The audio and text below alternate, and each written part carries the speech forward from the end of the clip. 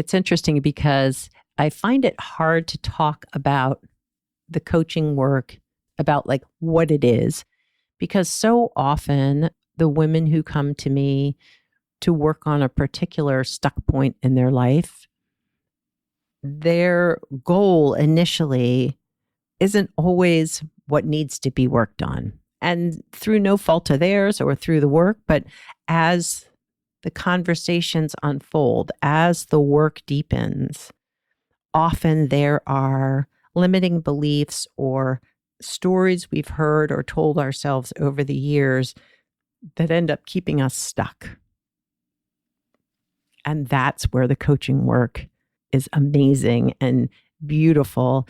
It's unfolding those stories in new ways and learning to step into yourself, in your fullness, in your authenticity, in yourself.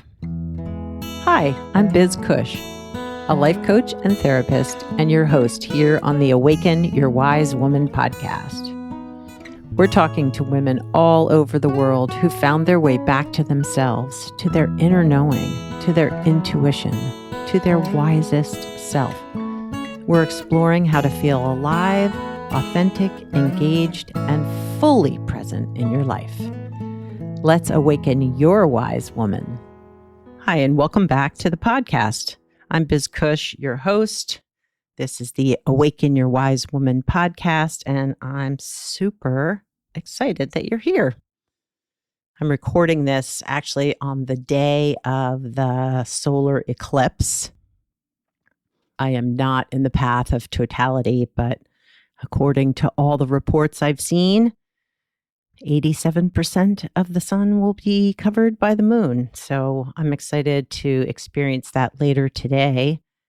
And I am excited to be able to see pictures when they come out of the full eclipse.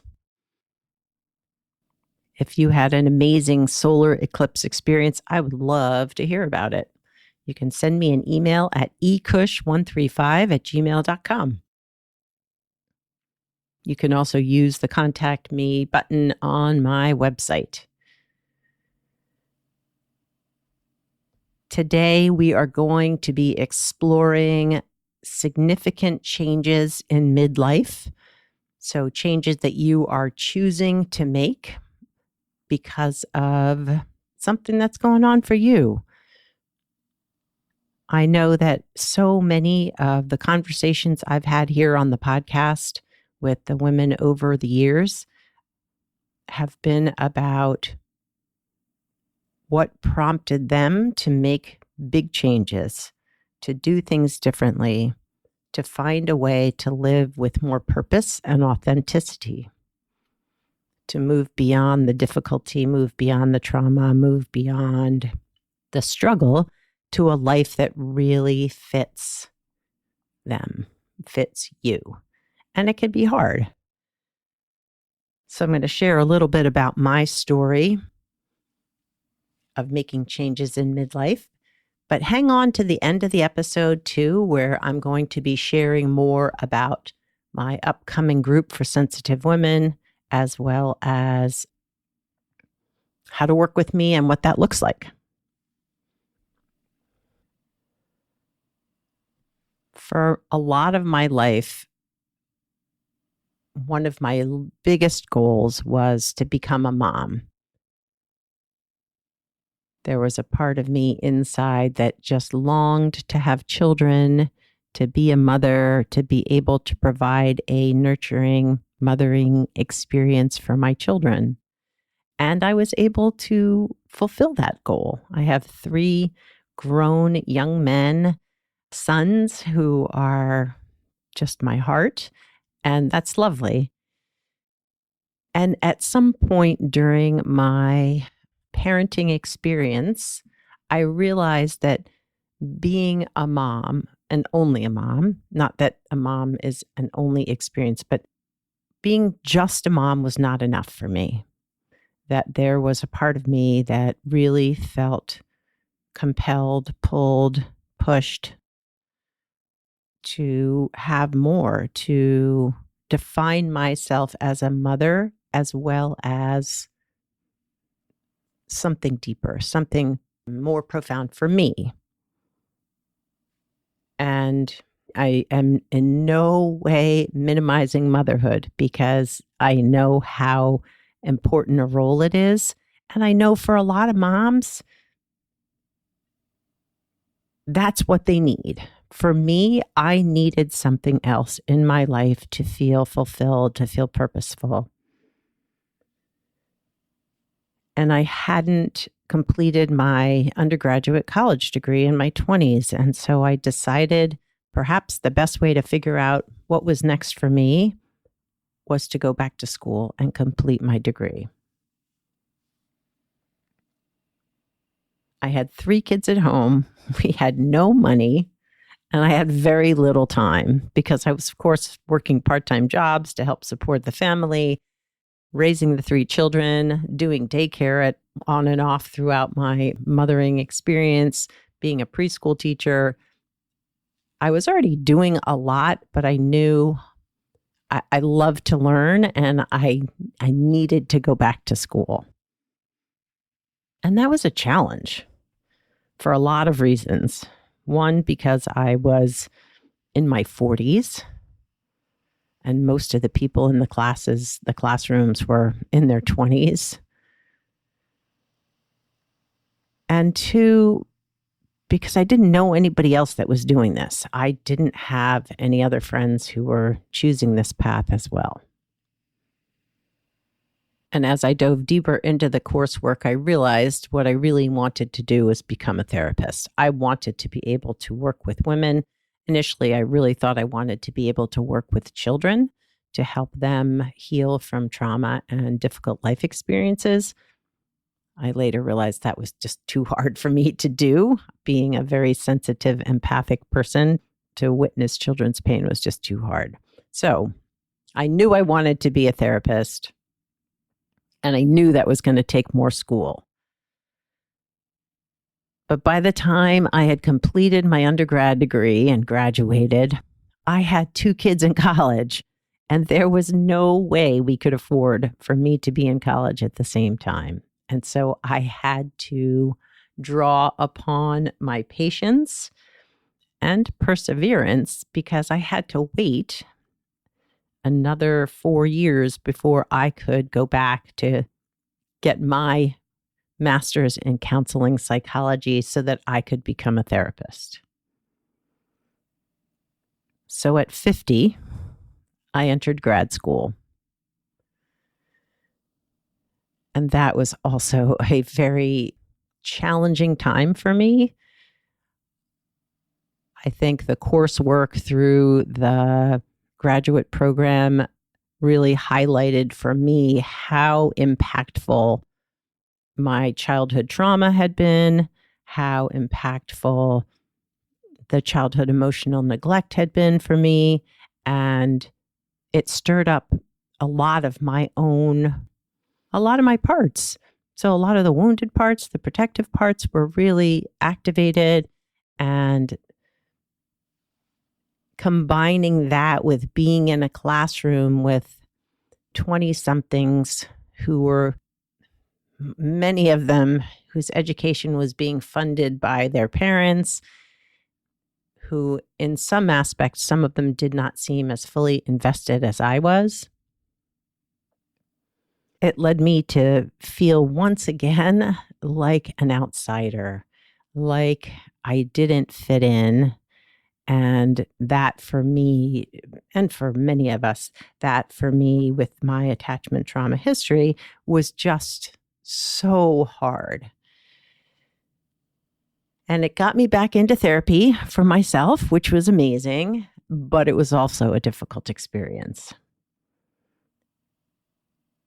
So I know how difficult life transitions can be, particularly in midlife. You would think by midlife we would feel settled and at ease in our lives, but oftentimes it's in these moments that we're recognizing maybe we're not living the life that was meant for us, or maybe we're not living the life that feels most authentic. And I also get how stressful the idea of making changes can be when your life is more settled, when you are older and it seems like life patterns are sort of in place. You might feel like it's too late, that you're too old, or the idea of change is just too fucking scary. I get it. And often it is a lot of those things, right? Maybe we are older. Maybe it is really, really scary. Maybe change just feels like it's impossible to do at this time in your life. But it can also be so worthwhile. I can't think of one conversation I've had with women here on the podcast, also women in my life, friends, family, who I've talked to that said the pain and stress and fear wasn't worth it. That it was worth going through that stressful time to be on the other side, living a life that was truly meant for them.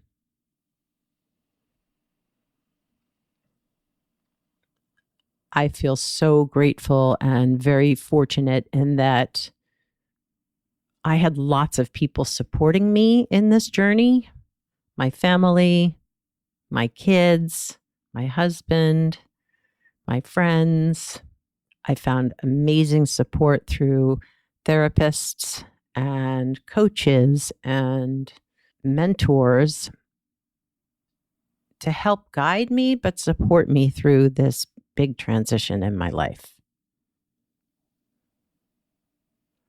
But I'm curious, what holds you back? If there is a change that you have been wanting to make, if there is a shift in your life that you would like to have happen, what holds you back? Where do you need support? Who are the people that you turn to?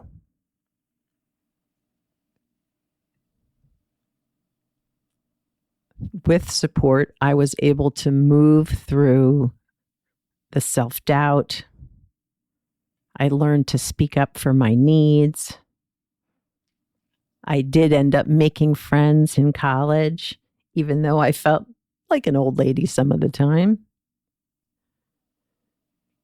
And through persistence and patience and determination, I graduated with my master's in counseling psychology at 53. And I opened my private practice shortly thereafter. And I've been doing therapy. I have been a therapist for 10 years. And I can't imagine living a life any differently. I can't imagine how different my life would have been if I didn't make those steps. And since opening my private practice for therapy, I've also opened a life coaching business, which has opened the door for me to work with women across the country and around the world, which has been just a beautiful, beautiful experience.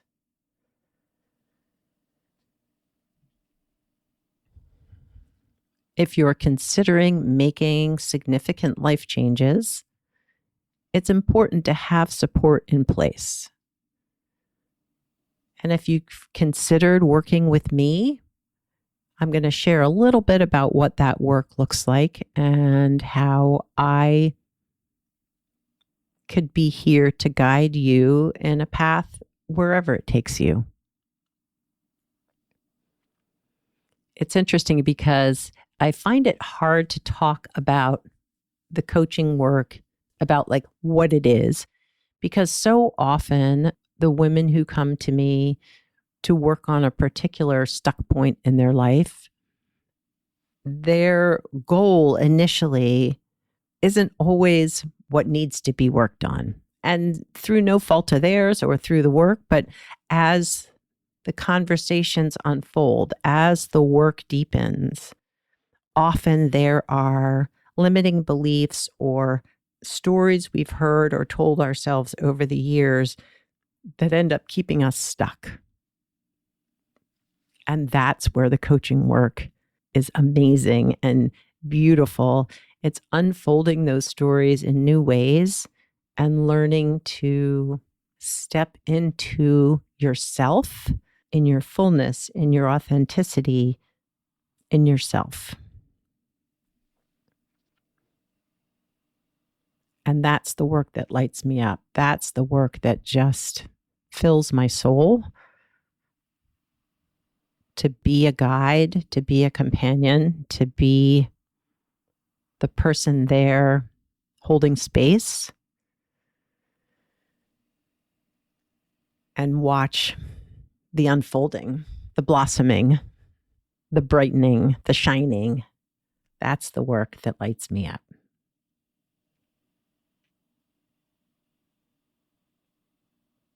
And I recently added some new packages for my coaching work.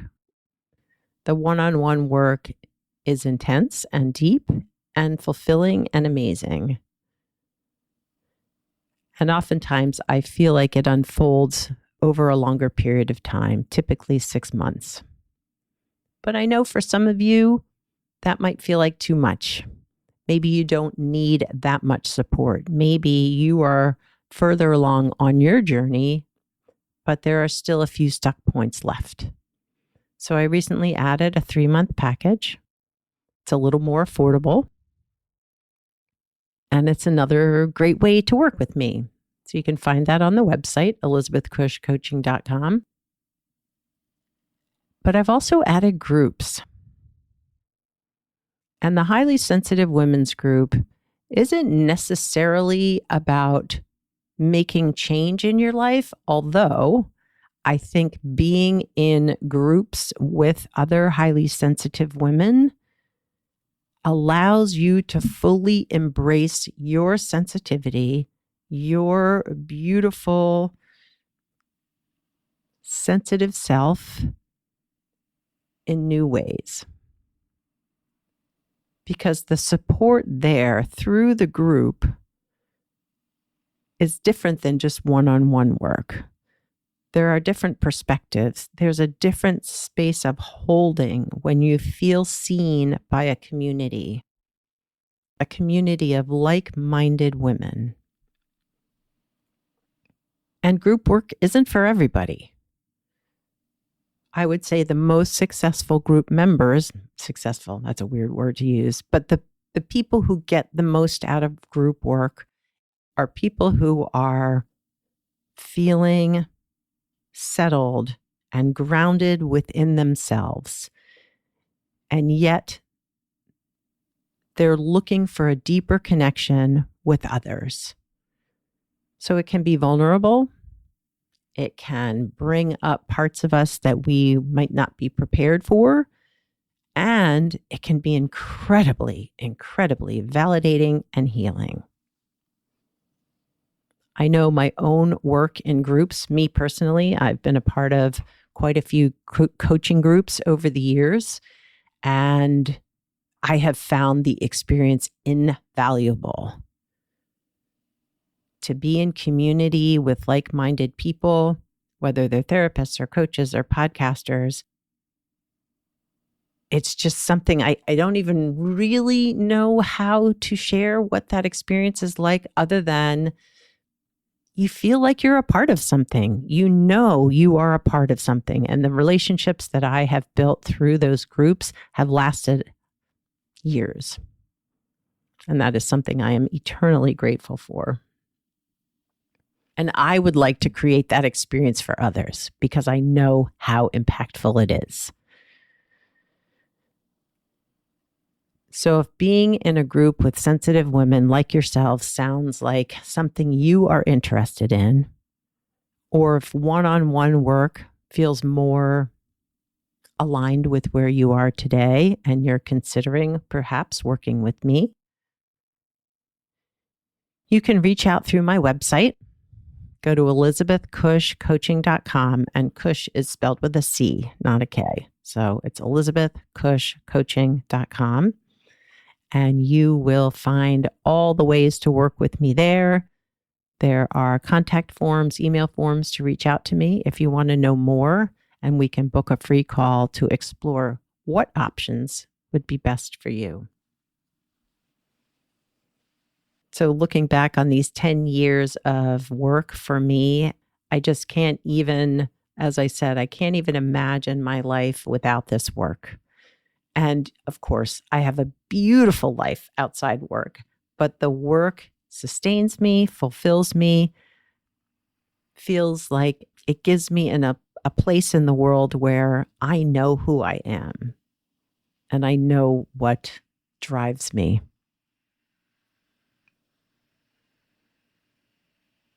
So I'm curious, what dreams have you been holding on to? Have you been wanting to write a book or publish poetry or start a singing career or become a therapist? Is there a dream that you would like to fulfill in midlife? And is it time to reach out and get the support and guidance you need?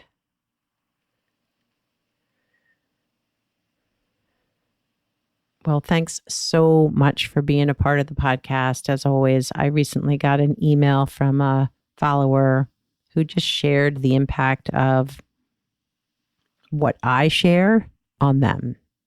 And it was lovely. Basically saying, like, I read your stuff, I follow you, and what you put out in the world really resonates. And that's amazing. That is really, really amazing. So thank you for all of you who have reached out and shared what it's like to be a part of this community here on the podcast. I appreciate you. I appreciate your continuing to follow me and hang out with me here. I hope you have a great week, and I look forward to connecting with you next time right here on the podcast. Thanks for listening to the Awaken Your Wise Woman podcast. The information in this podcast is not a substitute for seeking help from a licensed mental health professional. Music by Andy Cush, sound editing by Laura Disler, and show notes by Kathy Cush. If you'd like more information about me, Biz Cush, and the resources shared today, go to awakenyourwisewoman.com.